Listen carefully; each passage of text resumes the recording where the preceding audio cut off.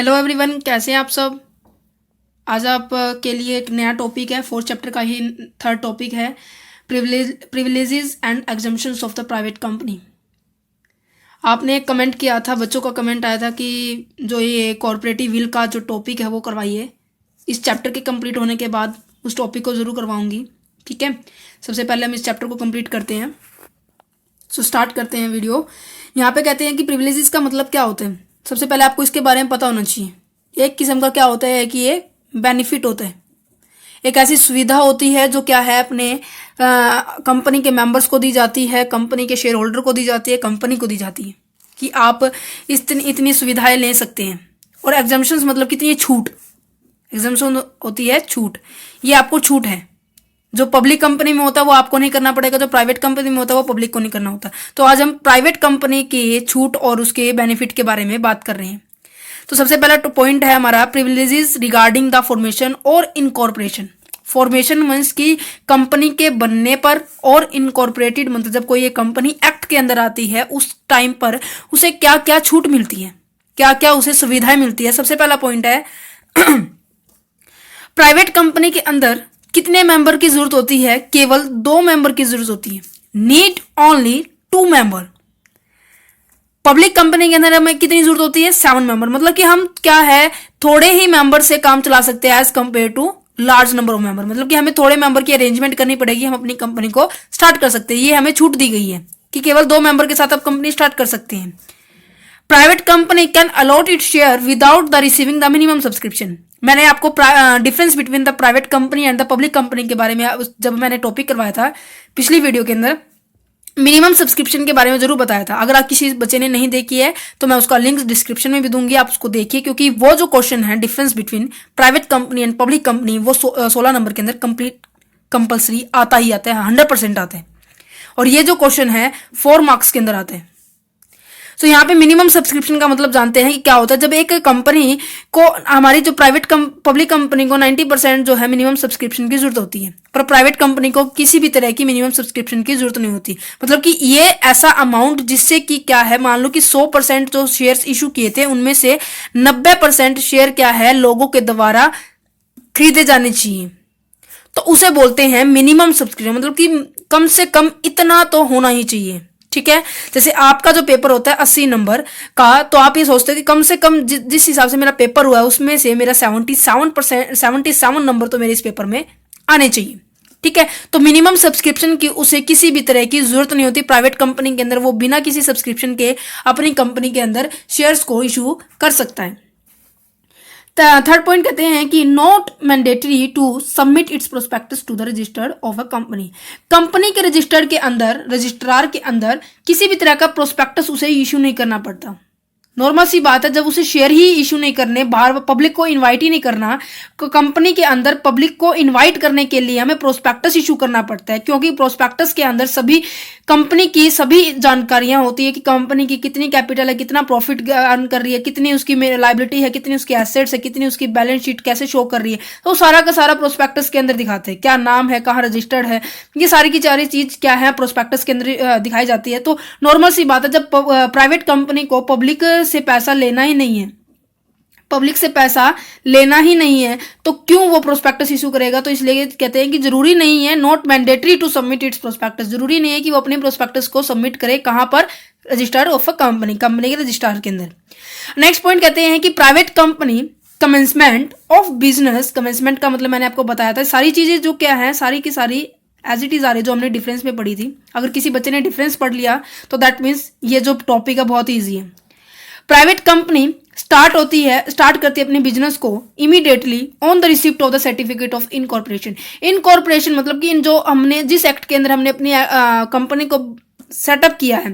Private company का जो act है हमारा section 2 subsection 68 two company act 2015 और 2013 है, पता भी होगा।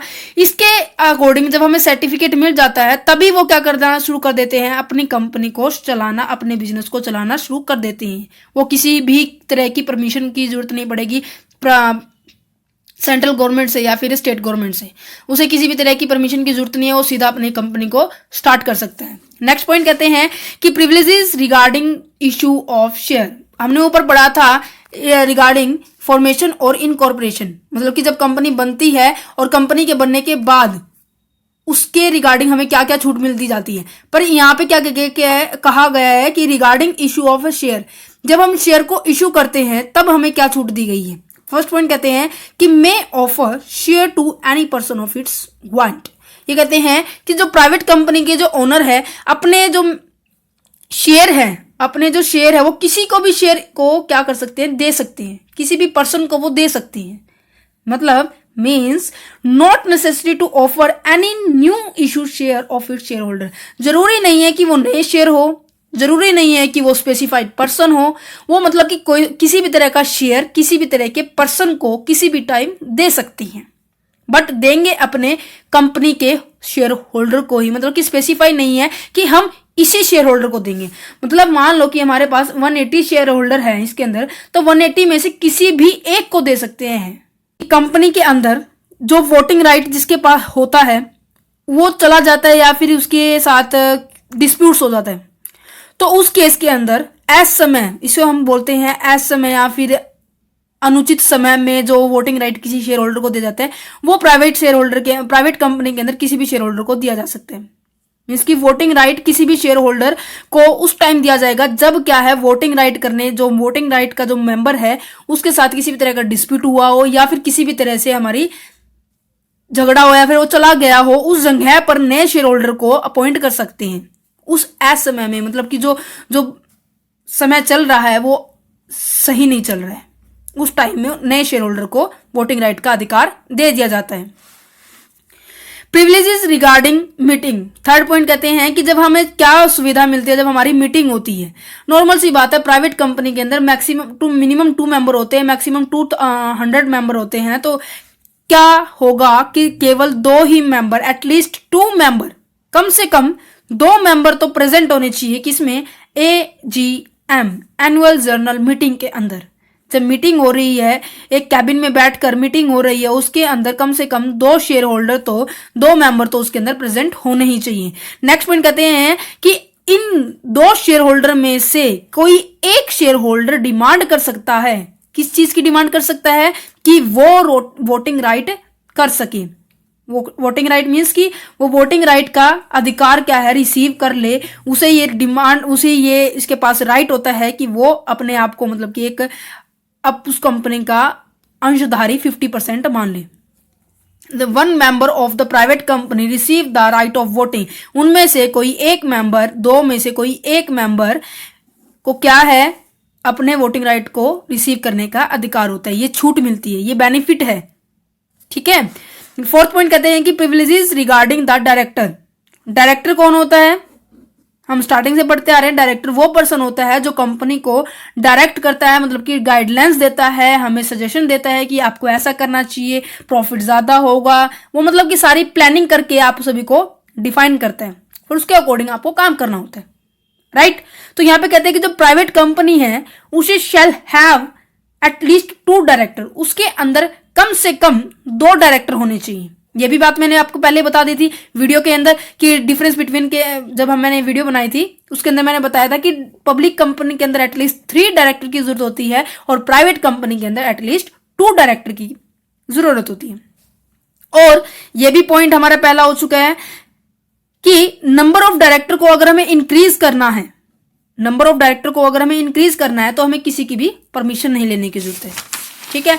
नेक्स्ट पॉइंट देखिए क्या कहते हैं कि the director can freely vote on matter related to the contract in which they have to be interest.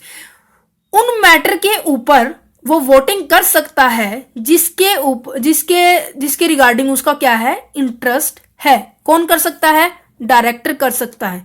ये डायरेक्टर के रिगार्डिंग उसकी सुविधाएं दी गई हैं कि जिस क्षेत्र के अंदर, जिस पॉइंट के ऊपर आपको इंटरेस्ट लग रहा है, आप उसके रिगार्डिंग आप अपने सुविधाएं, अपने गाइडलाइंस, अपने इंटरेस्ट, अपने थॉट्स आप क्या है इशू कर सकते हैं, मतलब दे सकते हो। डायरेक्टर रिटायरमेंट, जो डायरेक्टर की जो रिटायरमेंट होती है, not based on the rotation. Rotation क्या होती है, आपको भी पता है कि 1 साल के अंदर 2 जनरल मीटिंग होती है, AGM एनुअल जनरल मीटिंग होती है। एक तो हमारी हर 6 महीने के अंदर होती है, दूसरी बात हर 6 महीने के अंदर होती है, साल में मतलब कि 2 हो गई। हमेशा कोई भी कंपनी देखना, पब्लिक कंपनी के अंदर जो डायरेक्टर होते हैं उनकी जो रिटायरमेंट होती है ना हर एक 6 महीने में होती रहती है। मतलब कि एक मान लो कि मैंने 1 जनवरी को जो डायरेक्टर अपॉइंट किया है उसकी जो रिटायरमेंट है हमारी जून के अंदर हो गई है, तो जून के बाद जो 1 जून आएगा ना हमारा, उसके मतलब 6 महीने पूरे होने के बाद ना एक नया डायरेक्टर फिर आ जाएगा। उसकी रिटायरमेंट कब होगी, वो दिसंबर में हो जाएगी। फिर 1 जनवरी के दिन फिर एक नया डायरेक्टर आएगा। मतलब कि हर एक रोटेशन ये बंदी हुई है कि ये 6 महीने हो गए हैं, ये साल हो गए, यहाँ पे रिटायरमेंट होगी, यहाँ पे रिटायरमेंट होगी, फिर ऐसे ही होगा, फिर ऐसे ही होगा। पर प्राइवेट कंपनी के अंदर ऐसा कुछ नहीं होता, वो रिटायरमेंट रोटेशन के बेस पे रिटायरमेंट नहीं होती है। नेक्स्ट पॉइंट देखिए कि अदर प्रिविलेजेस, मतलब कि दूसरी सुविधाएं क्या दी गई हैं। No maximum limit for management remuneration in the private company, no restriction on appointment of the managing director. ये दोनों पॉइंट एक ही हैं, बट मैंने उसको अलग कर दिया है। क्या कहता है कि सबसे पहले आपको ये पॉइंट लिखना है, गलती से मैंने ये लिख दिया है। देखिए कहते हैं कि कोई भी रिस्ट्रिक्शन नहीं है, कोई भी आपके पास प्रतिबंध नहीं है कि आप अपॉइंटमेंट केवल सिलेक्टेड मैनेजर को ही कर सकती हैं। जो डायरेक्टर है, जो मैनेज करता है, उन्हें आप सिलेक्टेड नहीं कर सकते, आप कितने ही कर सकते हो, नंबर ऑफ डायरेक्टर कर सकते हो, ठीक है। बट ये कंडीशन है कि एटलीस्ट 2 होने चाहिए, एटलीस्ट 2 होने चाहिए, 2 से ज्यादा भी आप डायरेक्टर अपॉइंट कर सकते हो। और उनकी जो रेम्यूनरेशन है, रेम्यूनरेशन होते हैं तनख्वाह, उनका वेतन, वो क्या है उनकी, वो भी क्या है, मैक्सिमम लिमिट नहीं डिफाइन की गई है कि जैसे नॉर्मली हमारी 2.5 लाख 3 लाख ऐसे स्पेसिफाइड होते, नहीं स्पेसिफाइड नहीं है किसके अंदर। प्राइवेट कंपनी के अंदर जब कोई मैनेजिंग डायरेक्टर अपॉइंट करते हैं उसकी रेम्यूनरेशन भी फिक्स नहीं है, ये बेनिफिट है, वो कितनी ही लिमिट तक उसको बढ़ा सकते हैं। कंपनी के मेंबर, कंपनी के जो ओनर है वो कितनी मेंबर तक बढ़ा, वो 10 लाख भी कर सकते हैं उसकी सैलरी, वो 30 लाख भी कर सकते हैं अगर कंपनी अच्छी चल रही है तो, राइट। नेक्स्ट पॉइंट देखिए कि copy of the profit and loss fill by the private company with the registered are not open in the inspection by the no member. ये कहते हैं कि जो कंपनी की, प्राइवेट कंपनी की जो प्रॉफिट एंड लॉस अकाउंट की जो कॉपी है, कोई भी मेंबर नहीं ओपन कर सकता जब उन्हें कोई इंस्पेक्शन करवानी हो। पब्लिक के अंदर तो नॉर्मल सी बात है, अलाउ कर देती है, क्योंकि नॉर्मल सी है। जब प्रोस्पेक्टस इशू कर देते हैं पब्लिक को, डिफरेंट तरह की पब्लिक होती है, उन सभी को क्या है, प्रोस्पेक्टस इशू कर देते हैं, तो उन्हें कंपनी के बारे में पता लग जाता है। पर प्राइवेट कंपनी के अंदर किसी भी तरह का प्रोस्पेक्टस ही इशू नहीं किया जाता, तो नॉर्मल सी बात है, अगर किसी भी मेंबर को अगर इंस्पेक्शन करवानी है तो पहले परमिशन लेनी पड़ेगी, ठीक है। और फिर कहीं जाके, मतलब काफी तरह की फॉर्मेलिटीज होती हैं, काफी तरह के उन्हें डॉक्यूमेंट्री करना पड़ता है, तब जाके उन्हें प्रॉफिट एंड लॉस अकाउंट की कॉपीज मिलती है, उन्हें किसी भी तरह के मिसमैच को मैच करने के लिए, ठीक है। ये हमारे जो बेनिफिट्स थे और एग्जम्पशंस थे प्राइवेट कंपनी के रिगार्डिंग। नेक्स्ट टॉपिक हम करने वाले हैं conversion of a private company into a public company. Next, और सब्सक्राइब कीजिएगा अगर आप मेरे चैनल पे नए हैं, और ज्यादा से ज्यादा शेयर कीजिएगा कि आपकी तरह सभी बच्चों को समझ में आए। Thank you for watching this video. Have a nice day.